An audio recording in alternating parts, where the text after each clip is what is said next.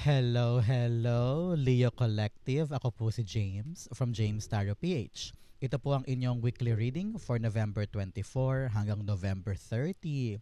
So Leo, nasa last week na tayo ng November. Isang kembot na lang, December na. So ano naghihintay sa inyo sa linggong ito? Let's see.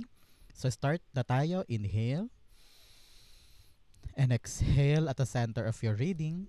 The Queen of Swords. Beautiful. In the area of what you want, you have the Five of Pentacles. Lovely. In the area of what you need, you have the Ten of Wands. Beautiful. In the area of what's affecting your current energy, you have the Two of Pentacles. Beautiful. In the area of your near future, the Ten of Pentacles. Wow, 10 is here. So, merong ending of a tough cycle. I'm seeing completion. Meron ng matatapos. You are now entering a new phase of your life. So, congrats po. In the area of your challenge, the Ace of Cups, yes. In the area of your fortune, the Lover's card, beautiful, beautiful. In the area of your divine messages, you have the Tower card, interesting. At ang outcome niya po for the week, Leo, ito yon. Mamaya sabay-sabay natin siyang bubuksan at the end. But first, thank you muna sa mga Leo dyan. Thank you po sa inyong donation, saka po sa mga hindi nag-i-skip ng ads. Yan lang po yung only way to support me sa tuwing may free reading tayo sa Leo dito sa ating channel. So thank you po sa tuwing hindi kayo nag-i-skip ng ads. Salamat po. So, at the background of your energy, the Wheel of Fortune. Wow. This is in your background. Luck, swerte, fortune is in your energy this time. So ano ibig sabihin nun? Malaki ang tsansa mo laging magtagumpay. Winning something or developing something. Yung resulta na hinihintay mo, this week is a positive week for you to get the good result na pabor sa'yo. You will actually see, no? Pero kung mga inaasikaso na this week biglang ang bilis ng andar or wala nang aberya, walang delays, no? This week will be really lucky for you. So, yakapin mo itong lucky energy. Make sure na hindi ikaw ay kampante, ha. Hindi porkat may lucky energy ka hihilata ka na lang dyan whole day. No. You still need to do your responsibility, your work, your goals, your task. Pero at the same time, yakapin mo yung magandang energy ng swerte sa mga ginagawa mo. May kita mo yan na lahat gumaganda ang andar, smooth sailing, may mabilis sa sagot, may mabilis sa development. It's gonna be good for you this week. So congrats po. At your center, you have the Queen of Swords. I'm hearing decision. Your spirit guides are telling me na para bagang malinaw na ang isip mo this time sa mga dapat piliin, sa mga dapat putulin na in the past. You are now actually forgetting something. Meron ka nang binibitawan at iniiwanan, tinatalikuran na something in your past. Sabi mo, ay, ayoko na yan. Move na ako for the future. Haharapin ko na yung future ko. May bagong bagay na akong i-anticipate or i-explore sa buhay ko. At ayoko na magkasya sa kakarampot. Some of you parang biglang nagkakaroon na ng boses this time. Itong mga nakaraang linggo, nakaraang buwan, parang tameme ka or ayaw mo magsalita or ayaw mo mag-decide. You don't want to say something, maybe because you don't want to hurt someone or ayaw mo makadagdag sa mga issue o sa bigat na nangyayari. Pero ngayon parang nakita ko dito, you're gonna defend yourself. Standing up for yourself. You're saying something at merong basihan yung sinasabi mo. Sabi mo, ayaw mo na ng laro-laro, ayaw mo na ng paligoy-ligoy, ayaw mo na ng temporary. You want to decide on something na alam mong permanente at long term. Ngayon, kitang-kita mo na yung konkretong future na para sa'yo. Malino na ang lahat. And you are actually embracing the future for yourself. Kaya umiikot na yung kapalaran mo Kasi napaka-active mo this time. Ayaw mo na magkasya sa mga binibigay lang sa'yo. Ngayon, parang meron kang inaabot, meron kang hinahangad, meron kang kinukuha na alam mong karapatan mong makuha this time. Okay? Clarify natin yan. So, Leo, saan po kayo nanonood ng ating reading for today? Comment down below. Saan parte po kayo ng Pilipinas o buong mundo nag-e-enjoy ng ating special weekly reading? Comment nyo po sa baba. The Queen of Swords, The Queen of Swords, wow. Clarify niya sarili niya. Sabi ko sa'yo, di ba? Ito yung message ko eh. So, nagsusungit sa atin si Queen of Swords. Sabi niya, I said what I said, no? Sabi niya dito, kailangan talaga matapang ka, magsalita ka na, no? Say what you mean and mean what you say. You need to speak up for yourself. You need to really stand your ground. Mag-decide kung kailangan mag-decide. At panindigan yung iyong desisyon. Huwag ka daw magpaligoy-ligoy pa. Time na for you na harapin yung katotohanan, harapin yung future, malinawan kasi dapat gawin, and take action on it. Okay? Clarify pa natin, di pa ako satisfied. The Three of Wands, yes. Ready ka na for expansion, for growth. Ready ka nang, alam mo yun, mag-step forward at hanapin yung kapalaran mo. At ayaw mo na ng galawan before. Ayaw mo na ng old pattern na na-realize mo na hindi ka pala lumalago doon, walang nangyayari. Nauuhaw ka for more. Nagugutom ka for more success, for more adventure. At ngayon parang you are now opening up yourself sa mga bagong paparating, which is good for you. So congrats po sa inyo mga Leo. In the area of what you want, the Five of Pentacles. Gusto mo nang kumawala sa struggles mo this time, no? Gumagawa ka ng isang definitive move. Kasi nahihirapan ka eh, maaaring kapos sa pera or nahihirapan ka sa trabaho, sa pamilya, sa iyong career, no? I'm seeing struggle all over. And your spirit guides are telling me na gumagawa ka ng paraan para makawala dito. You're pushing yourself to leave something behind and makaasenso na o gumaan na yung buhay. Nakita ko rito na for a very long time, ayaw mo humingi ng tulong, no, sa ibang tao. Parang kinakaya mo lahat. Pero sabi dito, kung ang option ay tulong from other people or assistance from other people, maaring kunin mo daw yan, Leo. Take it as a gift from God na yung tulong ay regalo niya para gumaan-gaan ang buhay mo. Hindi mo daw kailangan pasanin ng lahat. You need others para gumaan yan at magkaroon na ng development or magandang resulta. You don't need to be alone on this journey. Okay? Help is coming. So, i-accept mo yan. Alam ko nahihirapan ka at minsan sumasampal sa mukha mo yung mga kahinaan mo, no? Na parang, bakit ba ako ganito? Bakit ganito yung buhay ko? Bakit ganito kami? Bakit hindi ako manalo-nalo? Bakit hindi pumapasa-pasa? Don't worry. Things are changing. Umiikot na ang kapalaran in your favor. So, kung kumakayod ka ngayon, makakaasa ka na gagaan na ang pakiramdam mo o ang estado niyan sooner than later. Okay? Five of Wands, the Strength card. Nagpapakatatag ka. Kinakaya mo ang lahat kahit mahirap. Sabi ko nga, pinapasan mo ang daigdig, no? Pasan-pasan mo ang mundo sa lahat ng mga responsibilidad, sa lahat ng mga problema at obligasyon. Nasanay ka eh. Nasanay ka na pinapasan mo ang lahat ng ito at nagpapakatatag ka. Kahit na hindi mo kaya, hindi mo sinasabi na pagod ako, masakit to, ayoko na, kailangan ko ng tulong. Lahat kinakaya mo on your own. And maganda yan eh. In the long run, maganda yan kasi you're the type of person na you rely on yourself. Pero kapag gantong kumakayod ka na, Leo, at talagang nag-struggles ka, learn to be strong enough to na humingi ng tulong sa iba. Kasi baka mamaya yan pala yung sagot sa lahat. Okay? In the area of what you need, you have the Ten of Wands. You need to lighten up your burden. Napakasimple nito. Marami ka rin daw mga pinapasan na obligasyon na hindi naman sa'yo. Or kailangan mo nang bitawan. For example, you are the parang single mother ka halimbawa. Tapos, nagtatrabaho ka all day, 2 job mo siguro, meron ka pang single maliit na negosyo on the side just to provide for your kids. Pero na-realize mo yung mga kids mo may sarili ng buhay, may trabaho na, may career na. So baka naman yung ibang responsibility, ipasa mo na sa kanila. And ikaw naman, gumaan-gaan yung sayo at magkaroon ka na ng focus on yourself. Kasi nakita ko rito, I don't know why, ang bigat ng dibdib ko. I'm feeling that mabigat din yung dibdib mo. Because meron ka mga pinapasan na hindi mo sinishare at sinasarili lang. At nagkapatong-patong yan. So you need someone to talk to para gumaan yung pakiramdam mo. At magkaroon na ng lightness in your mood. 10-10 is really ending of that cycle. Kailangan nang tapusin at putulin na yan para hindi ka na mabigatan at hindi ka na mahirapan. So now is the right time for you to complete something. Okay? Sobra-sobra na yung hard work mo. You've been putting a lot for something. So, kailangan ng pag-aanin yung mga damdamin na yan, okay? Ten of Wands, the Queen of Pentacles. Yes, it's all about your resources, kapirahan, future, stability, negosyo, trabaho na sobrang bigat na, no? Sobrang hirap na.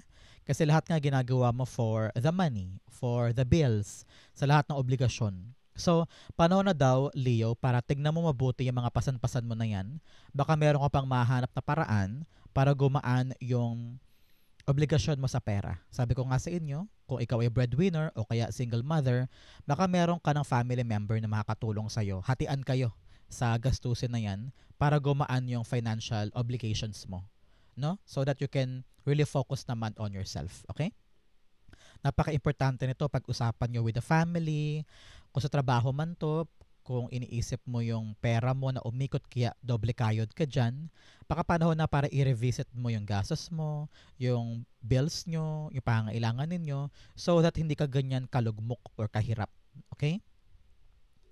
In the area of what's affecting your current energy, meron po kayong Two of Pentacles. Yes, ngayon gusto mo nang ibalik yung balanse ng buhay mo. Kung dati hirap na hirap ka, kayod na kayod, hanggang ngayon nga, ramdam ko pa rin, no? Yung burdens mo with the Five of Pentacles and the Ten of Wands. Ngayon, panahon na daw para tignan yung mga priorities. For example, halos busy-busy ka every single day and you need to realize alin ba yung mga pinapasan ko o responsibilidad ko na hindi ko na kayang hawakan. Na nahihirapan na ako hindi na balanse nagkakasakit ka na minsan or sobrang pagod na, no? Panahon na para tignan yung mga priorities. Alin ba dyan yung mga temporary na pwede ko nang bitawan para tong mga hawak-hawak ko na importante sa akin ay mapangalagaan ko pa for a long time. At lumilinaw na sa isip mo kung ano yung mga bagay na dapat gawin. Ready ka na magsalita na, oy, ayaw ko na nito. Huy, sobra na yan. Huy, hindi ko na yan kayang hawakan, sorry. Busy na ako sa mga hinahawakan ko. So, now is the right time for you, Leo, to impose boundaries. Pag hindi mo kaya, hindi mo kaya. Huwag mo nang pilitin. And don't accept new things na alam mo namang punong-puno ka na, busy ka na, tumatanggap ka pa ng bago. So make sure na alam mo yung hangganan mo para maparatili mo yung magandang ikot ng mga importante sa'yo. Okay? Kasi if you accept too much, ay nako, baka mapabayaan mo yung mga ibang bagay na yun dapat ang priority. Okay? Napaka-importante yan for you. The Two of Pentacles. The Knight of Swords, yes. Knight of Swords, nakita ko rito depleting energy, no? Pagod na pagod, overwork, underpaid, underappreciated pa nga. Some of you, binibigay lahat to the point na wala ka ng lakas. Or burnout. O kaya wala ka ng energy. Some of you, yung stamina nyo naapektuhan na. Or yung inyong resistensya. So sabi dito, take it slow. Huwag kang masyadong mag-exert ng maraming energy at effort. Conserve your energy para every single day ay balanse ka at makatrabaho ka pa rin ng tama lang. So, huwag mo daw ubusin ang energy mo. Some of you needs to revisit yung talagang task mo. Alin ba dyan yung para sa'yo talaga? Alin dyan yung hindi sa'yo, ipasa mo na yan sa iba. Ganoon din sa pamilya, baka meron kang ginagawa na ikaw na lang lagi. Panahon na para ipasa yan para yung energy mo conserved at yung mga ginagawa mo ay okay pa din. Okay? Napaka-importante nito. You need to really think about this.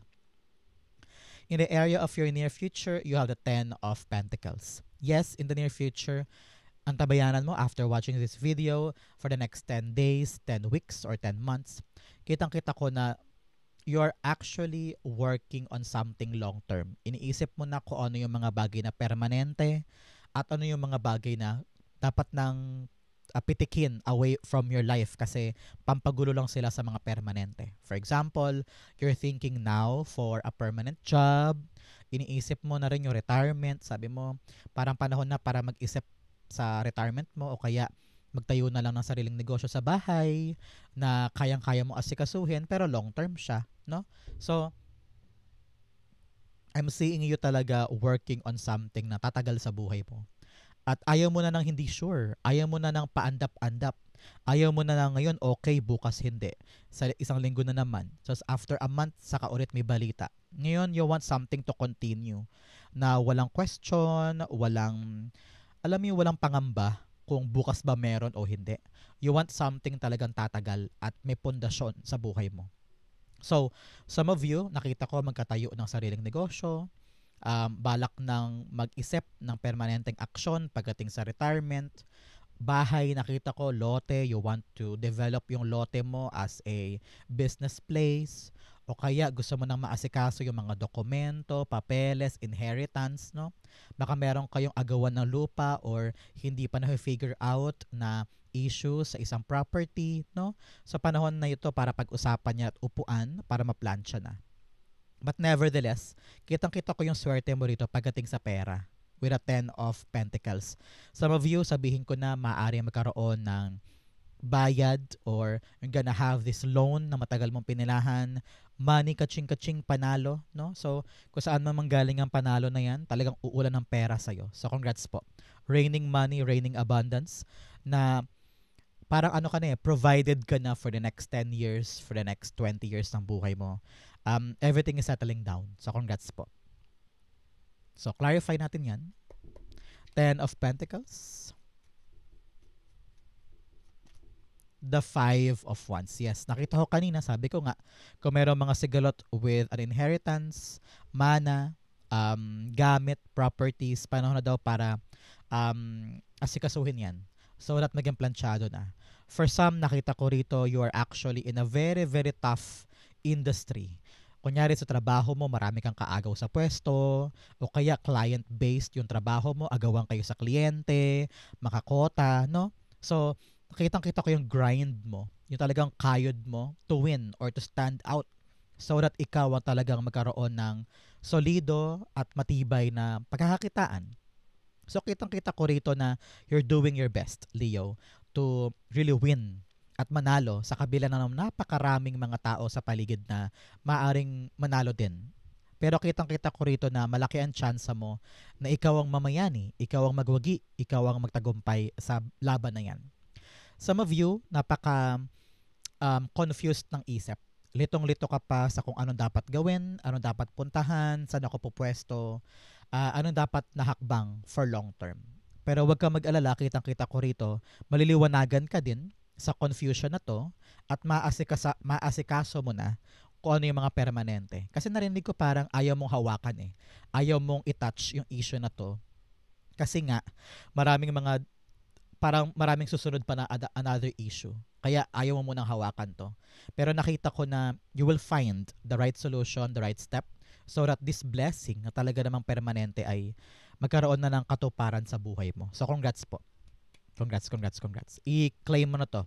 Claim these things in your life. In your challenge, you have sacred boundaries. Respecting and honoring your limits sets you free. Assertiveness and self-care. Mag-impose ka na daw na boundaries mo against other people. Especially yung mga taong wala nang saysay sa buhay mo moving forward. Or nilalabag nila yung respeto mo sa sarili mo. Halimbawa, sa trabaho, lahat na lang ng trabaho nila pinapahas sa'yo. So, kabastusan yun, di ba? So, make sure na ini-impose mo, hoy, trabaho mo yan, akin to, sobra na, tama na. Ayaw mo na mag-dwell dun sa mga bagay na alam mong hindi na para sa'yo. So, you're gonna speak up. Nagkasalita ka so that yung imposed boundaries ay makuha mo. Defensiveness. Tamang-tama na daw yung excuses mo, Leo. Marami kang excuses for not doing things. Sabi ko nga sa inyo, naghahanap ka ng dahilan para sometimes hindi asikasuhin yung isang bagay or iniiwasan mo. Sabi nga dito, time na for you to really face it. Wag na mahiya, wag na matakot, harapin na yan so that matapos na maplansya na. In your challenge, Ace of Cups, yes, follow your heart. And sometimes, nalilito ka kung tama ba siyang gawin because minsan, iniisip mo na ayokong lumabas na selfish ako. Ayokong lumabas na bastos ako or tumataliwas ka sa gusto na nakararami. Pero nakita ko rito yung kaligayahan mo, importante yan eh. Whatever you want to create, whatever you want to build, whatever makes you happy, unahin mo yan. Because importante ka rin. Okay, Leo? Importante ka. Sa bawat laban na ginagawa mo sa buhay, sa bawat aksyon na binibigay mo para sa ibang tao, importante ka. So, prioritize your happiness. Okay? Make sure na Kung ano yung ikakaligaya mo, pinupunan mo din. Kung halimbawa today gusto mong bumili ng ice cream, bumili ka ng ice cream. Today gusto mong pumunta sa gantong lugar, pumunta ka. No? Kung ano yung magbibigay sa'yo ng satisfaction and contentment, do it. Okay? Ace of Cups, the Justice card. Yes, panahon na para ibalik mo sa sarili mo yung hustisya. Okay? Sabi dito, for a very long time, napaka-selfless mo. Bigyan mo naman doon ng hustisya ang sarili mo, no? Lahat na lang ng bagay pinapaubaya mo sa anak, sa magulang, sa katrabaho. Lahat na lang ng credit kinukuha ni katrabaho. Ikaw naman sabi mo, hayaan mo na, okay lang yan. Sige, sige. Pero dito parang sabi dito, ibangon mo naman ang sarili mo. Give yourself the justice that you deserve. And nakita ko rito na this is happiness, love, contentment. Ibalik mo yung balanse ng buhay mo na wala before.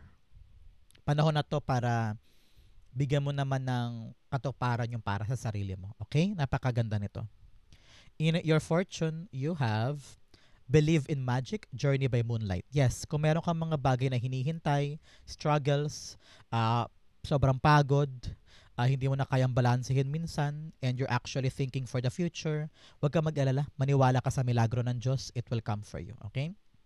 You also have narrow pathway, tread thoughtfully, dahan-dahan lang daw. Huwag magmamadali, sabi ko nga sa inyo. You have a lot of time to think things through. Kung meron kang bagong sisimulan, tutulayan, or actionan, huwag kang magkaroon ng rush action or rush decisions. Baka dun ka pa magkamali. So ngayon, dahan-dahan lang, pag-isipang mabuti bago kumilos. Okay? In your fortune, the Lover's card, it's all about love. Some of you, nakita ko swerte this time sa pag-ibig. Maaring yung relasyon ninyo, maayos mo na, wala nang problema, walang aberya. For some, may bagong darating na pag-ibig. So, congrats po. But for other Leos dyan, na hindi naman pag-ibig ang concern, kitang-kita ko rito, your passion is your bala this time. Meron kang pipiliin this time na malapit sa puso mo. Narinig ko commitment in your part. For example, balak mo magtayo ng negosyo pero naantala nito mga nakaraang buwan at wala kang amor doon. Ngayon parang unti-unting lumalakas na yung loob mo na parang, sige mag-reside na ako, papanindigan ko na yung negosyo na yan. Parang ganon. O kaya sa pamilya, ngayon iniisip mo na kung ano yung tama, meron ka ng paninindigan sa iyong pipiliin, at malinaw sa iyo kung ano yung tamang aksyon. Parang ganon. So, now is the right time for you to open your heart for the truth. Harapin mo yung mga gusto mo talaga na balak mong panindigan. Huwag ka nang mahiya. Narinig ko rin dito, huwag mo nang isipin yung judgment ng ibang tao. And do what makes you happy. Do what's pupuno sa puso mo. At yung pinipili mo talaga magpapaligaya sa'yo. Okay? Lover's card, clarify natin to. It's all about passion Kitang-kita ko rito So parang meron kang tutumbukin na. Sabi mo, pangarap ko lang to dati, ngayon parang gusto ko nang gawin. Parang ganyan, okay? Lover's card. The King of Wands, yes. Continue fighting for it. Napakaalab ng puso mo ngayon. Napaka-tapang mo ngayon na gawin na, simulan na. Halimbawa, sa bahay, na-realize mo gusto mo nang paayos yung bubong. Napakatapang mo na today. Meron ka na inisyatibo para gawin yung desisyon na yan. O kaya pangarap mo na ngayon mag-apply sa New Zealand. Dati takot na takot ka. Pero ngayon, meron ka ng vision, meron ka ng plano, at gusto mo nang panindigan yung planong yan para magtuloy-tuloy. Ganyan. O kaya, plano mo nang mag-nursing. Kunyari, bibitaw ka na sa trabaho mo. Sabi mo, panahon na para kunin ko yung profession ko, i-practice ko na siya. So, tumatapang ka na sa idea mo at papanindigan mo siya. So, congrats po sa inyo, Leo. I-like mo na to, i-claim mo na to. Your vision, your plans are coming true. It will be smooth sailing this time. Like, claim mo na yan. In your, siya nga pala Leo, mag-wish ka ngayon. Mag-wish ka because nasa dulo tayo ng November. Kung ano may mga wish mo, comment down below. I wish na ganito, I wish matupad tong gantong bagay sa buhay ko. Write it down, it will come true. In your guidance, be bold and make the first move. Yes, maging matapang ka daw, humakbang, lumaban, para umikot na ang kapalaran in your favor. A new romantic cycle begins. Sabi ko nga sa inyo, may bagong pag-ibig na papasok sa ibang Leo. So congrats po. In your divine message, you have the tower. Sabi dito, may mga pagbabagong hindi mo kayang pigilan sa buhay mo. Kung naalis to, naaberya yan, hindi nangyari yon, walang pinatunguhan to, let it happen. Huwag mo nang panghinayangan pa yung mga nawawala, natatanggal, nagbabago. Just let it flow. Because the tower card is inevitable journey. Kumbaga, ito ay God-given timeline para sa'yo. So, wag mo nang puwersahin pa yung mga bagay para maganap. Just let it flow. Let it go. Daanan mo. Pag nag-settle na yan, may realize mo rin na parang, now I understand. Kaya pala inalis sa akin ni God yun. Kaya pala hindi ako makapasok dun. Kaya pala hindi kami nagkaayos nito. It's because for the better. So, tanggapin mo na lamang yung mga nangyayari. Because may plano ang Diyos. Yes, King of Cups. Kumalma ka lang, Leo. Kumalma ka lang. And relax ka lang dyan. Huwag mo hayaan yung emosyon mo ay makadala dun sa mga nangyayari. Kapag may nagbabago at medyo magulo, kalamayan mo ang iyong puso, utak ang pairalin para mahawakan mo lahat ng bagay, makapag-isip ka ng tama, makapag-decide ka ng tama. Kapag emosyon mo kasi ang namamayani, baka mamaya bigla kang sumabog, sumigaw, magalit, lalo pang gumulo yung sitwasyon. So, kalma-kalma lang. At pag naging ayos na ulit ang lahat, you will see kung ano yung plano sa iyo ni God moving forward. Okay? Ang outcome mo ito, but first bigyan mo na kita ng fortune cards. You have wedge. Someone is trying to come between you and a friend or something you want. Meron daw konting aberya, pero daanan nyo lang. Huwag kayo mainit ang ulo. Relax so that you can see the brighter aspect of it. Magkaroon kayo ng kakaibang perspektibo para masolusyonan yung problema. You have a ring. A marriage will take place, either romantic or business. Yes, talagang relasyon ito. Union, commitment. But for some, nakita ko rin commitment sa isang negosyo o trabaho. Congrats po. Another message, you have broken wishbone. Wish will not be granted. Kaya ito lumabas dahil kailangan pang pagdaanan ito. So meron ka talagang dapat ayusin so that your wish will be granted. Isa itong paalala para sa'yo na meron kang dapat asikasuhin, ayusin, upuan, kalinawan. Para magdire-diretso yan. Rainbow, the most difficult part of a situation is over. Meron kang inaasikaso na medyo mabigat, wag ka daw mag-alala, matatapos na yung mahirap na parte niyan, makakapag-move on ka na. Ang outcome mo for November 24 to 30, the Four of Pentacles. Yes, you're on the path of stability. A stable job, stable money, stable family life, stable dreams coming true. So congrats po. Sabi rito, Leo, alamin mo kung ano yung mga bagay na importante sa iyo ha, at mag-let go ka na ng mga bagay na hindi na siya part ng life mo moving forward. Kailangan kilalanin mo yan. Kailangan, ka dito, decisive ka, matapang ka, matalino ka, haharapin mo. Putulin ang dapat putulin na hindi na nakakabuti for you. Para yung mga dapat pangalagaan, nandoon ka so that you can take care of it every single day, okay? Napaka-importante niyan. Narinig ko rin dito, stick to your budget. Okay? Huwag masyadong magastos this time, Leo. Kailangan daw ay ikaw ay maingat pagdating sa iyong kaperahan at mga paggasta. Okay? Four of Pentacles rather. Dalawa lumabas. The Knight of Cups and the Five of Swords. Wow! Nakita ko rito may offer. Kaya siguro stable ang yung job. Stable ang yung career. Kasi there will be an offer coming in wala sa isang bagay na pinaglabanan mo, pinagsumikapan mo, na akala mo talo ka na, akala mo suko ka na, no? Kasi parang walang nangyayari. Pero biglang boom, sa'yo pala ibibigay. So, kung ano man po yung pinaghihirapan mo na medyo masakit na, nakakapagod na, nag-struggle ka na, huwag ka mag-alala, someone will offer you, whether offer of a new opportunity, job, pera, or advice na magagamit mo para maging stable na ang buhay mo. Stable money, stable income, stable job, or stable family life. So congrats po.